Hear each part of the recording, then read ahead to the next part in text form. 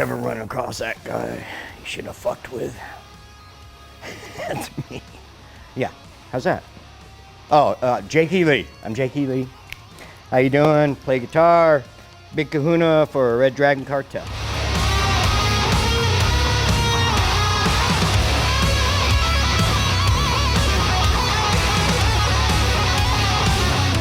I knew Ron Mancuso from back in the 80s in LA, and he said, by the way, I'm doing a Beggars and Thieves video in a couple of days. Would you mind doing a cameo? And a couple of days later, Ron called me up and said, have you seen the video? And I said, no. He goes, well, it's on YouTube. I said, okay, I'll check it out someday. He said, well, you might want to check out the comments. I went, yeah, whatever. I went on YouTube, saw the video, started looking at the comments, and there's all kinds of Jake, Jake, Jake, Jake. He's got 2 legs still, Jake. He's not fat and bald. Jake, he can still hold a guitar. Jake, are you coming back? And there was a bunch of those.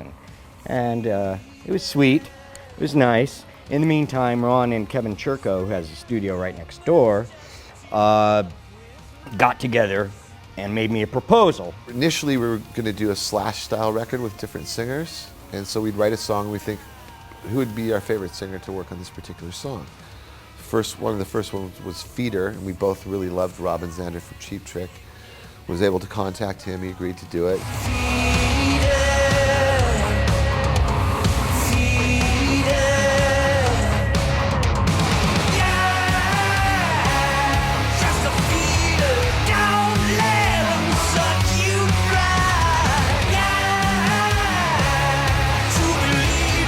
I came down, he played Feeder, Tom Peterson on bass, Jeremy from Five Finger on drums, and Robin Zander on vocals.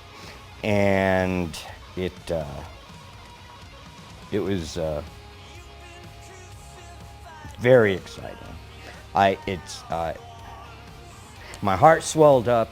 Here was a song with Robin Zander on it, Cheap Trick guys, and singing one of my songs, and it was truly probably the most alive I felt for 15 years. And I didn't think I really needed it anymore, but when I heard that song, I knew that, yes, let's do this. Shout it out, kick 'em on down to the floor. Shout it out till they can't take it no more. Shout it out, kick 'em on down to the floor. Kick 'em down till they can't take it no more. Shout it out, kick 'em on down to the floor. Shout it out till they can't take it no more. As the project progressed, we realized that we really wanted to have a band. But we were really looking for very individualistic guys to make this a real band, like an old style band. We're very idealistic. I don't know if that's necessarily in our best interest, but we've been very idealistic with this project. So we put out the word. Jonas was the first to audition as a singer, but we really liked his drumming on the song. I sent just a couple of clips that I had done in previous bands and a video I had done, and a few days later I heard back from Ron, and he said, we want you to drum and sing. I sent a video of this local bunch of guys that I know had a band called Bastard, and I sent this video and they liked it, and about 12 hours later my phone rang and I was taken totally off guard. One of the first ones we saw was Darren's, and before that, Ron asked me, what are we looking for? What do you want? Is there a certain look, a certain sound? What do you want? And I said, I don't know. I'm open. I said, but I'll know when I see it. Darren, I think, was the first one that he played me. I said, that's what I want.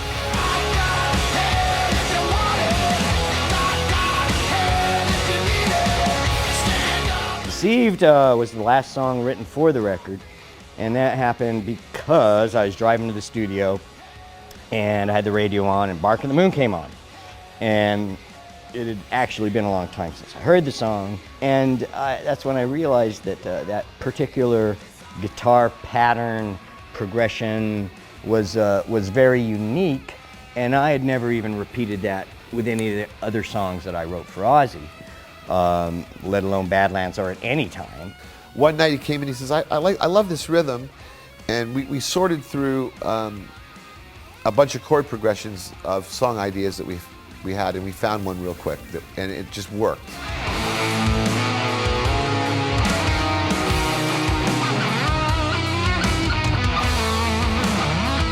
We spent a tremendous amount of time on this album, lots and lots of time. Kevin Churko is our executive producer, worked with Mutt Lange. So we come from that school of production. There's a lot of production on this album. There was a lot of time spent on this album. We spent lots of times going through different guitars, old amps. Music is my soul. It's my goddess. It's why I live. So it's a very selfish thing. Even when I was in bands when I was younger, I played because it made me happy. It excited me. There just happened to be an audience there. And if they're liking it, that's cool. I like that. I mean, I'm not against that. But if they don't like it, I don't give a shit. And it's the same thing with the album. I just made an album that felt good to me. It made me happy. You have to do it for yourself and just hope somebody else likes it. I mean, I think if it's good enough for me, it's good enough for a lot of people. If I like it, they should all like it too.